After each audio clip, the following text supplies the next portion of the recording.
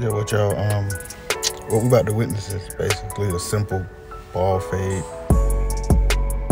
They don't want too much off the top. Basically cleaning up the sides. Right now it's an important part of the haircut, basically combing through, trying to get all the naps out, trying to figure out if he has cowlicks or pretty much where I want to position this fade.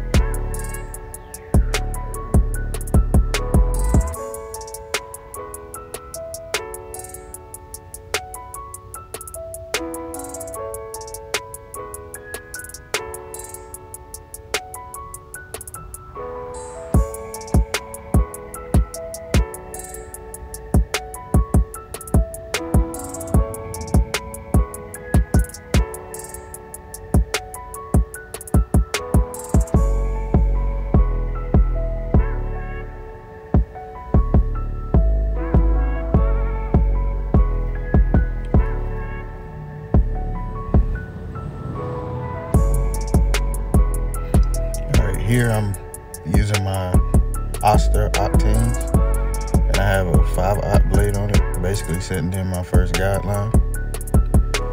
When I do my haircuts and I set my foundation in, I pretty much use a symmetrical system. Whatever I do to one side, I do to the other.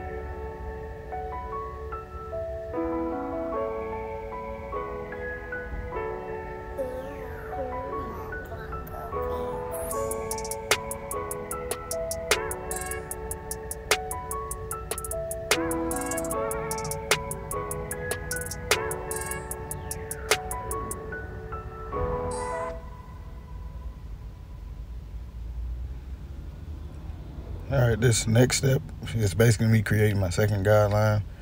I've switched to my Andis Masters, the cordless ones. This is basically the lever all the way open. And I'm going up maybe a 1/2 inch. And I'm basically doing the same thing, keeping everything symmetrical, going from one side to the other.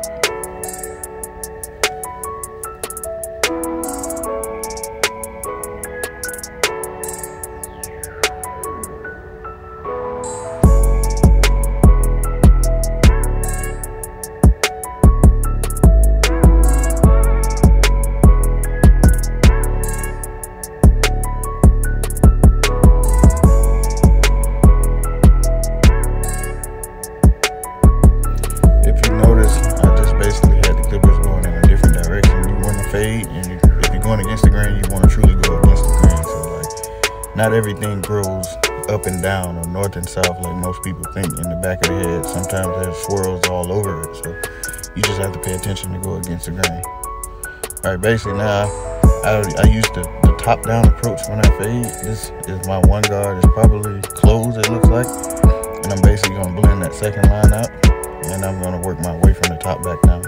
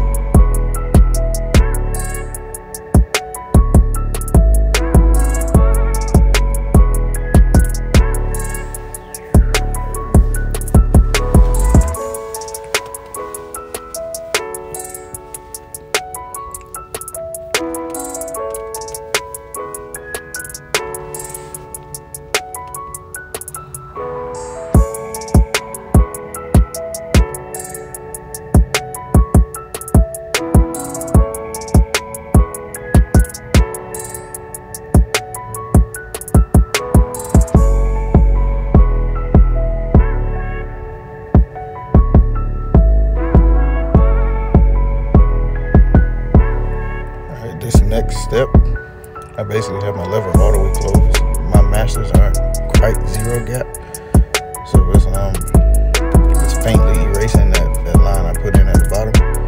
I basically take this approach, and it's a good approach to take for people who have problems like visualizing transition spaces and chasing guidelines, and you end up taking fades too high. So the top-down approach actually helps with being able to see it and prevent you from chasing lines.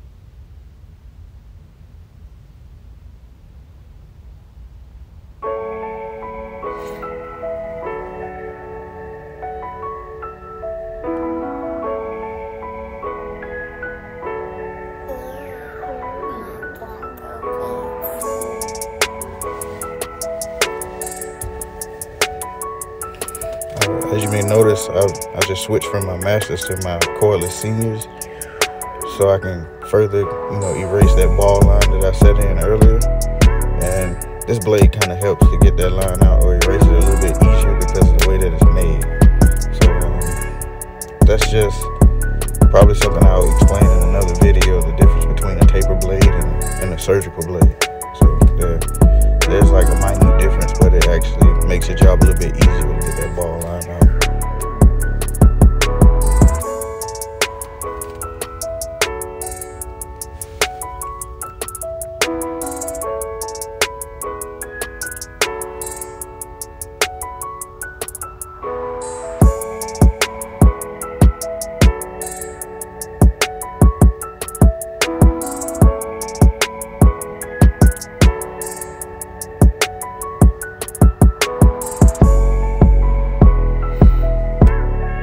This step, I'm just going over the top with my longer shears because, like I said in the beginning, they didn't really want much cut off the top. They just wanted it to become cleaned up.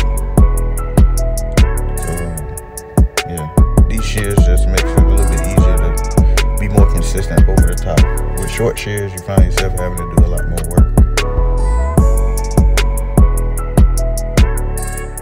When I do lineups, specifically on kids, I try not to use trimmers that are set extremely sharp, so the detailers out of the box are pretty decent. I didn't have to make any adjustments to it, and I basically use it's kind of like a connective dot system when I do my hairlines. I probably start in the middle, and I draw a straight line from the center to the left corner, and then I go back and draw one from the center to the right corner. And then you want to make sure your sidebars or your pillars or whatever you want to call it, you want to make sure that they're in line with the edge of the eyebrows, and you want to have more of a square look.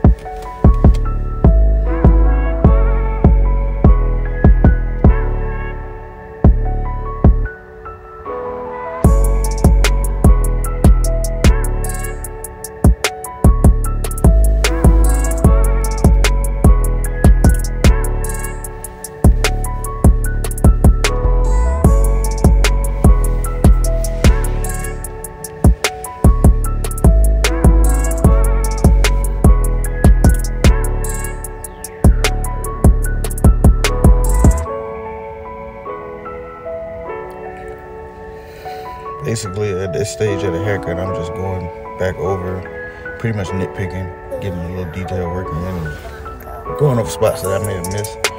And this is also where you clean up the haircut, you know, use your astringent, your oil sheen, and stuff of that nature.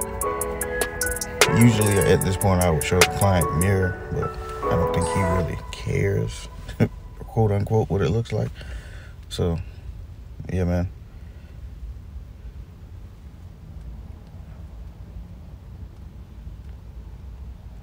If you made it this far, appreciate you for watching. Please subscribe.